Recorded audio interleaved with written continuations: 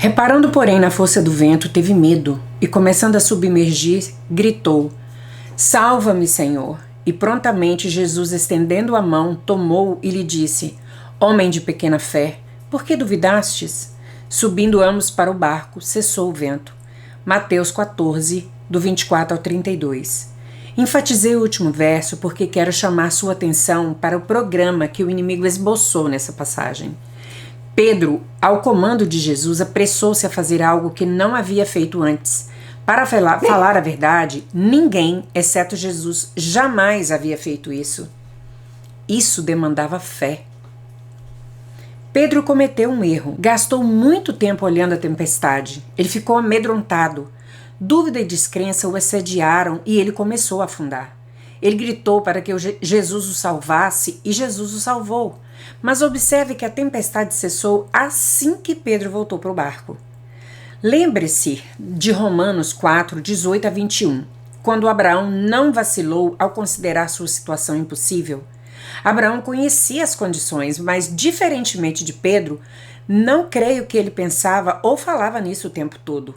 Podemos estar conscientes das nossas circunstâncias e, ainda assim, propositadamente manter nossa mente em alguma coisa que aumentará e edificará nossa fé. É por isso que Abraão se manteve ocupado louvando e glorificando a Deus.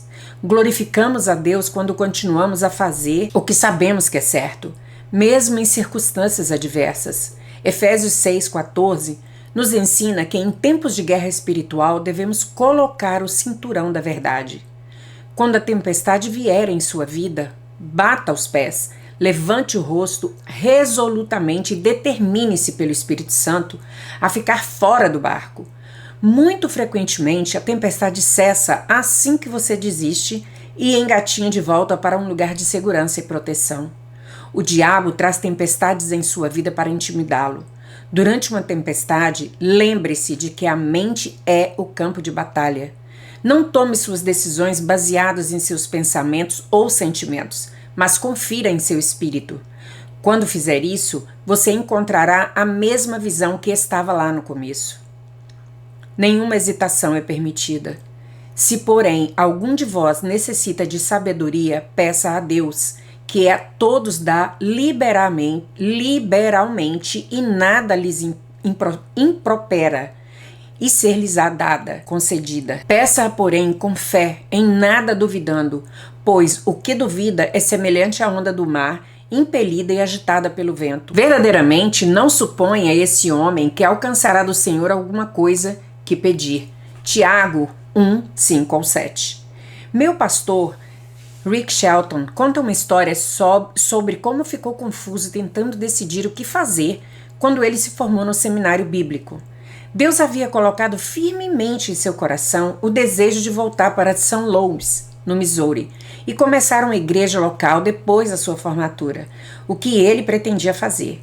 Entretanto, quando chegou a hora de ir, ele tinha aproximadamente $50 no bolso, uma esposa, uma criança e outra a caminho. Obviamente, suas circunstâncias não eram muito boas. Em meio ao processo de tomar uma decisão, ele recebeu 2 ótimas ofertas para trabalhar com um grupo de outros ministérios grandes e bem estabelecidos. Seu salário teria sido bom. As oportunidades ministeriais eram atrativas e, se nada mais houvesse, apenas a honra de trabalhar para qualquer desses ministérios teria animado seu ego. Quanto mais ele pensava, mais confuso ele ficava. Parece que o Senhor dúvida o estava visitando, não? No momento ele sabia o que queria, e agora ele estava hesitando entre as opções. Como suas atitudes não favoreciam sua volta para St. Louis, ele estava tentado a aceitar uma das outras ofertas, mas não conseguia se sentir em paz em qualquer uma das direções. Finalmente ele pediu conselho a um dos pastores que lhe havia oferecido um emprego, e o homem sabiamente disse: vá para algum lugar, fique quieto e desligue a cabeça, faça o que está em seu coração. Quando ele seguiu o conselho do pastor, descobriu rapidamente que em seu coração estava a igreja de St. Louis. Ele não sabia como poderia fazê-lo com o que tinha em mãos, Mas ele seguiu em frente obedientemente e os resultados foram maravilhosos. Hoje, Rick Shelton é o fundador e o pastor principal do Life Christian Center em St. Louis.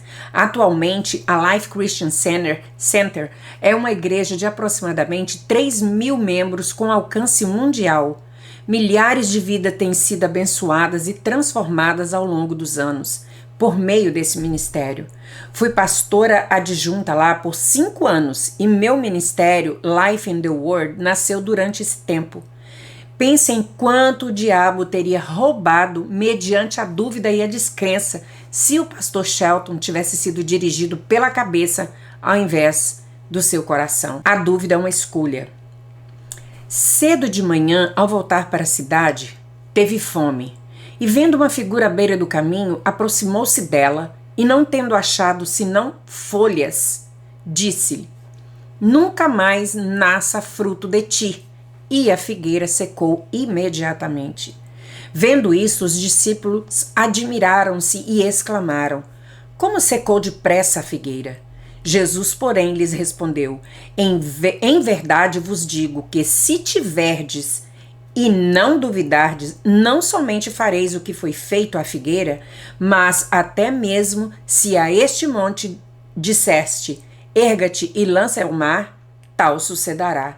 E tudo quanto pedirdes em seu coração, crendo, recebereis. Mateus 21, do 18 ao 22.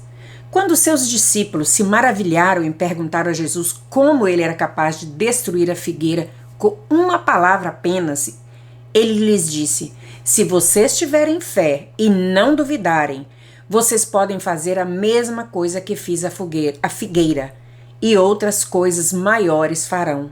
João 14, 12. Nós já estabelecemos que a fé é o dom de Deus, então sabemos que temos fé. Romanos 12, 3.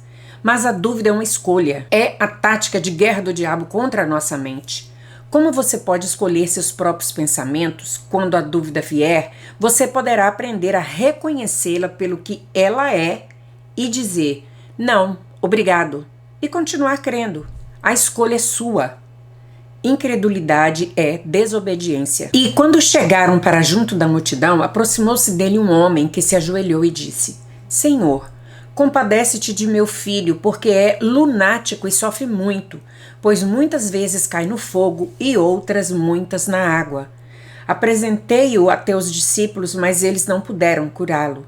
Jesus exclamou: ó geração incrédula e perversa, até quando estarei convosco? Até quando vós sofrerei? Trazei-me aqui o menino. E Jesus repreendeu o demônio, e este saiu do menino. E desde aquela hora ficou o menino curado. Então os discípulos aproximaram-se de Jesus, perguntaram em particular: por que motivo não podemos nós expulsá-los? E ele lhes respondeu: por causa da pequenez da vossa fé. Mateus 17, do 14 ao 20. Lembre-se, a descrença conduz à desobediência. Talvez Jesus tenha ensinado aos seus discípulos certas coisas a fazer naqueles casos, e descrença os tenham levado a desobedecer-lhe. Portanto, eles foram mal-sucedidos. De qualquer forma, o ponto é que a descrença, como a dúvida, impedirá que façamos o que Deus nos chamou e ungiu para realizar na vida. Isso também nos impedirá de experimentar a sensação de paz que Ele quer que desfrutemos ao encontrarmos descanso para nossa alma nele. Mateus 11, verso 28 e 29. O descanso sabático. Esforcemo-nos, pois, por entrar naquele descanso, a fim de que ninguém caia segundo o mesmo exemplo de desobediência na qual caíram enquanto estavam no deserto. Hebreus 4, 11. Se você ler todo o capítulo 4 da carta aos Hebreus, verá que ele estava falando sobre um repouso sabático que está à disposição do povo de Deus. Debaixo da antiga aliança, o sábado era observado como um dia de repouso. Debaixo da nova aliança, esse descanso sabático aqui referido é um lugar de descanso espiritual. É um privilégio de cada crente recusar ocupar-se ou ter ansiedade. Como crentes, podemos entrar no descanso de Deus.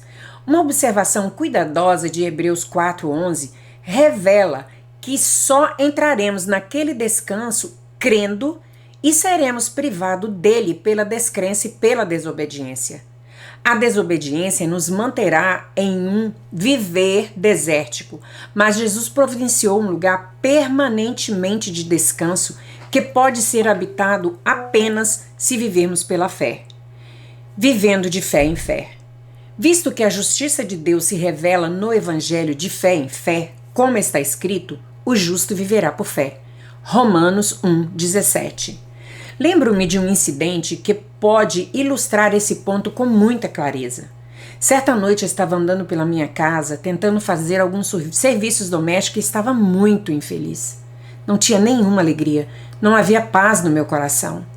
Ficava perguntando ao Senhor, o que está errado comigo? Frequentemente me sentia daquela maneira e, sinceramente, queria saber qual era o meu problema.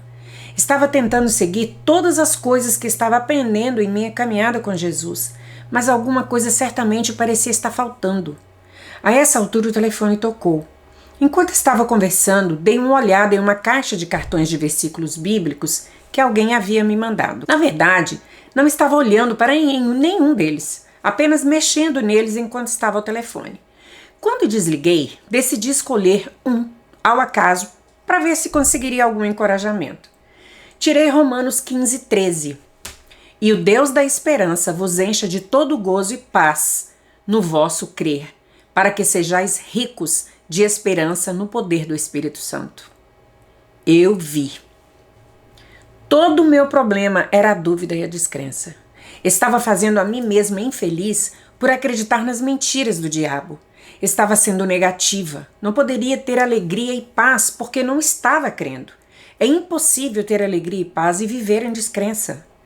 Tome a decisão de acreditar em Deus e não no diabo. Aprenda a viver de fé em fé. De acordo com Romanos 1:17, essa é a maneira de como a justiça de Deus é revelada.